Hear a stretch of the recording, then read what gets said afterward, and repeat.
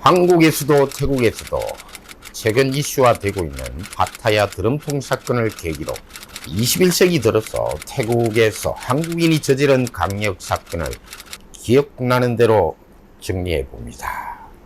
태국이란 나라에 발을 딛고 얼마 지나지 않은 시점, 파타야로 내려가는 중간 지점인 촌부리죠. 촌부리시에서 거주하고 있던 즈음이니까 아마도 2002년 내지 2003년 정도로 기억하는데요. 방콕의 어느 콘도, 고약한 냄새가 옆집 베란다에서 난다는 신고를 받은 태국 경찰이 출동. 발견해낸 것은 여러 토막으로 잘려 검은 봉지에 담겨있는 사람의 시신. 자, 이것이 바로 태국에서 처음이면서 예전에는 일어난 적이 없는 살해 후 시신을 토막내는 이름하여 토막살인 사건인데요. 이곳에 사는 사람은 한국인이었는데 이 한국 남자는 사람을 죽인 후에 시신을 토막내어서 집안에 방치하여 두고 자기 일하는 여행 가이드 일을 하고 있던 중이었답니다. 미친놈. 이 무더운 나라에서 부패가 얼마나 빠른지, 냄새가 얼마나 진동하는지 아무런 생각도 없이 베란다에 방치하여 두는 걸 보면 생각이 전혀 없는 놈일 테죠. 손님을 태우고 파타야로 여행 가이드 일을 하다가 체포된 용의자. 이 당시에 태국인들이 이런 표현을 제기하더군요. 한국인들 짜일라이 수숫. 짜일라이라는 말은 무지하게 잔인하다는 표현인데요. 재미있게도 이 사건 이후에 태국에서 태국인 사이에 비슷한 토막살인 사건이 발생하기 시작했습니다. 어느 동네 할 것 없이 나쁜 짓은 빨리도 학습을 하더군요. 한국인이 태국인들에게 전해준 새로운 범죄 방식이었습니다. 그렇게 시작된 토막이라는 잔인한 범죄는 이후에 한국인에 의해서 다시 라용에서 일어나게 됩니다. 불법 도박 사이트들이 기승을 부리던 시절 사이트 관련 범죄들이 많이 일어나게 되는데요. 특징이라면 이런 사이트의 필수적인 프로그래머들이 범죄 피해자나 혹은 관련자로서 연관성을 가지게 되더군요. 라용에서는 불법 도박 사이트를 운영하던 두 사람 사이에 일어난 갈등, 돈 때문에 한쪽이 다른 쪽을 칼로 찔러 살해하고 범행을 은폐하려고 토막을 내어버린 사건인데, 여기서 프로그래머는 직접 범행에 가담을 하진 않았지만 토막내는 과정에서 피가 튀지 않게 하려고 했다나 뭐라나 이불을 들고서 있었답니다. 이 사람들 참 사람 죽인 방에 그 상태로 시신을 내버려 두고 며칠씩이나 그 방에서 불법 사이트 운영을 계속 했다는 겁니다. 사람도 아닌 거죠. 파타야에서도 방콕에서도 불법 도박 사이트와 관련된 범죄들이 마구 일어나기 시작합니다.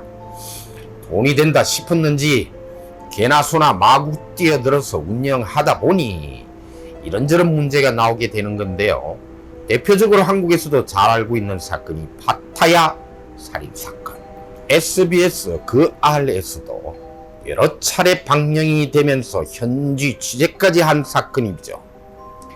프로그래머가 잔인하게 오랜 시간 구타당하여 사망한 걸 잔이 그냥 방치한 사건. 이런 범죄들 주로 한국인 사이에서 일어나는 범죄인데요. 내용을 들여다보면 사람을 사람으로 보지 않고 돈을 벌기 위한 도구 혹은 수단으로밖에 생각하지 않더군요.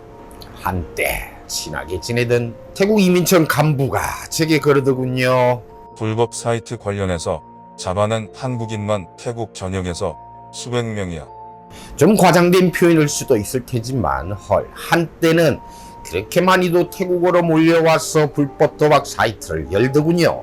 태국 경찰이 짱구가 아닐진데 처음에는 불법 도박 사이트를 콜센터, 즉 보이스피싱 조직이라고 제게 말하던 태국 경찰이 결국 이게 스포츠 토토 같은 불법 도박 사이트라는 걸 알고 집중 단속에 나서게 된 겁니다. 단속에 걸리고 체포되는 한국인들, 실상은 사이트 운영자들은 주로 외국이나 타지에 있고 경찰에 잡히는 건 월급 몇 푼 받고 일한 어린 친구들 피레미들이 대부분이죠. 이렇게 많은 불법 사이트들이 태국에서 극성을 부리고 태국 경찰에 체포되고 나중에 한 사실이지만 메뚜기처럼 제철을 맞은 사람들도 여럿 있었더군요. 니들 내가 보호해 줄게 하면서 보호비로 매달 돈 뜯어내다가 또 한꺼번에 뜯어내려고 태국 경찰과 짜고 쳐서 금액을 뜯어내기도 하고, 한마디로 태국에서 좀 살았다고 내세우면서 이런 불법 무리들을 만나서 금액을 챙긴 양아치 브로커들이 많았다는 겁니다. 제가 아는 사람만도 여럿 있었죠.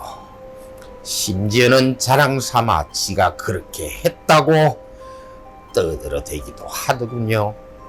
그 나물에 그 밥이 지들끼리 만나서 뜯기고 뺏기고 물어뜯기고 한 거죠. 2008년 9년경일 겁니다. 호텔에서 자고 있는 피해자를 베개를 누른 상태에서 권총을 발사, 현장에서 바로 즉사해버린 사건. 물론 피해자도 온전하게 순수한 피해자는 아니었지만 당시 태국에 거주하는 교민이라면 아마도 기억할 수도 있는 사건인데요. 자신이 느끼지도 못할 찰나에 총에 맞아 저 세상으로 간 H씨. 이 사람은 태국 교민 사회에서는 사업가이기도 하면서 소위 건달로도 제법 알려진 인물이었는데요. 당시에는 지금과 달리 태국 교민 사회에 소위 건달 내지 어깨라고 하는 족속들이 꽤나 교민 사회를 휘젓고 다니기도 했던 시절인지라 이런 사람들에게 이런저런 부탁을 하기도 하고 돈 받을 게 있으면 돈 받아 달라고 청부를 하기도 했죠. 이 사건도 돈 빌려간 사람이 어떤 명목으로 상당한 금액이 들어왔음에도 돈을 갚을 생각을 하지 않자 채권자가 이런저런 경로, 사실 여러 사람을 거친 겁니다. 당사자들 입장 고려해서 자세한 언급은 생략하도록 할게요. 여하간 H씨에게 돈을 받아주면 상당한 금액을 주겠다고 하니까 당시 사업이 여의치 않던 H, 어깨 동생들 둘 데리고 채무자인 K씨를 협박하기 시작했습니다. 야, 돈 빨리 갚아라. 이 정도였으면 이 채무자인 K씨가 막장으로 치달리진 않았을 텐데 말입니다. H는 해외에서 공부 중이던 채무자의 딸의 여권 사본을 들이대면서 돈 안 갚으면 네 딸 가만 안 둔다 라고 위해를 가게 될 것이라고 협박까지 해버립니다. 가족 건드리면 안 되죠. 자, K는 권총을 준비합니다. 만반의 준비와 함께 그사결행을 각오하면서 다시 H와 어깨둘 세 사람을 방콕 중심가 어느 호텔방에서 만납니다. 중국집에서 음식까지 같이 시켜 먹고는 나른한 잠에 빠진 H. 자, K는 소리를 죽이기 위해서 베개를 머리에 들이대고 머리 쪽으로 쏘아버렸습니다. 바로 가죠. 현장에서 바로 즉사해버린 H. 침실 바깥 그 실에 있던 두 사람이 놀랄 틈도 없이 거실로 나온 K가 하는 말, 두 사람에게 차분한 목소리로 이렇게 말을 했다고 하더군요. 싫어합니다. 조용히 써라. 니네 둘한테는 감정 없다. 니들을 해치고 싶지 않다. 라이언이 이 사건에 대해 누구보다 상세하게 알고 있는 이유가 있습니다. 당시 사건이 벌어진 후에 K는 미리 준비한 캄보디아행 비행기를 타고 캄보디아로 도주해버렸죠. 근데 이 사건 관할 경찰서 룸피니였습니다. 룸피니 경찰서에서 조사를 받던 사망한 H의 어깨 동생 두 사람, 당시 한인회장으로부터 통역 부탁받아서 현장 조사에 참여하였습니다. 그래서 덕분에 피로 얼룩진 생생한 현장 사진, 아직도 기억할 정도로 선명하게 남아있는 범죄에 대한 기억입니다. 캄보디아로 도주한 K씨요, 도피생활 오래가지 못했습니다. 인터폴과 공조한 한국 경찰이 캄보디아에서 도피생활 하던 K씨 체포, 한국으로 송환해서 한국에서 수감 생활을 했더군요.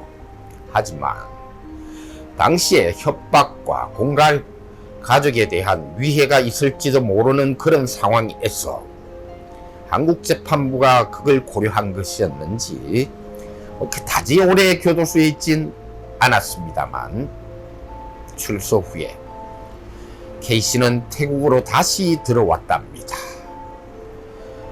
여하한 이유에서든지 사람을 죽인 K씨 인생 말로가 별로 좋지 않았습니다. 간암이라든가 췌장암이라든가 암에 걸렸고 건강하게 살지 못하다가 곧 세상을 떠났다는 후문이 있더군요. 아마도 이런 사건들이 계기가 되었다고 보여집니다. 이전부터는 한인타운 식당가에서 술 마시고 행패를 부리기도 하면서 아무 식당이나 들어가 밥, 술 먹고도 무전취식, 일삼던 무리들, 소위 말하는 덩치들이 서서히 사라지기 시작했다는 거죠. 우선 이 사건에 연루되었다고 생각되는 여러 사람들이 한국으로 들어가 불려갔죠. 한국 경찰에서 조사를 받기도 하였고, 이 당시부터는요, 대사관으로 파견되고 있던 사건 사고를 담당하던 경찰 역사, 그 이전엔 존경한 사람이 태국에서 벌어지고 있던 수많은 사건을 마치 당시의 파출소 순경처럼 혼자서 도맡아서 처리해 나갔는데, 이후에 한국 외교부에서는요, 경찰 영사 한 사람을 추가로 더 파견합니다. 이 당시 태국 한국 대사관에 근무한 경찰 영사는 차영사와 최영사, 젊은 패기로 급이 없던 최영사, 그리고 필리핀에서 범죄자들을 대거 한국으로 송환한 전력이 있던, 범죄자들에게는 마귀로까지 불리던 차영사, 두 사람이 대사관에서 경찰 영사로 근무하게 되면서 과거 경력이 알게 모르게 사람들에게 알려지게 되면서 태국 교민 사회에서 이런저런 말썽을 일으키던 무리들이 조금씩 그리고 서서히 사라지기 시작한 겁니다. 최근 벌어진 일명 파타야 드럼통 사건, 현재 체포된 용의자 두 사람 겨우 20대 젊은 친구들이더군요. 세상에 대하여 제대로 알기도 전에 범죄에 먼저 뛰어들고 있는 젊은 친구들, 감히 사람을 살해한 이유 단지 돈 때문이라더군요. 젊은 친구들 요즘 기성세대를 꼰대라는 표현을 가지고 멀리하고 있지만, 예전에 정말 가난했고 몇백원 하던 육성회비조차도 내지 못했어 수업 시간에 대부분 한 반에 수십 명씩 손들고 꿇어 앉아 있어야 했던 기억이 있는 시대입니다. 그렇다고 돈이 없다고 누구를 해치려고 생각해 본 적은 없는데 말입니다. 당시에는 돈 말고도 다른 가치를 배우고 있었기 때문이 아닐까요? 우리 사회가 이제는 좀 바뀌어야 한다고 봅니다. 사람이 태어나서 살아가는 이유에 왜 돈에 대하여, 물질에 대하여 최고 가치를 두고 살아야 하나요? 부모님이 돌아가시기도 하고 가까운 친지 친구가 생명을 다하거나 사고를 당하여 죽어나가는 걸 보면서도 그냥 이대로 영원히 살아 숨쉬고 지낼 것이라 착각들 하고 계시나요? 다 죽습니다. 어느 누구도 예외 없이. 자, 지난 시절 태국에서 한국인이 문제를 일으킨 사건들을 되짚어 보면서 그런 사람들이 결국은 저지른 죄에 대한 업보 다 받고 결말은 불행했습니다. 라이언이었습니다.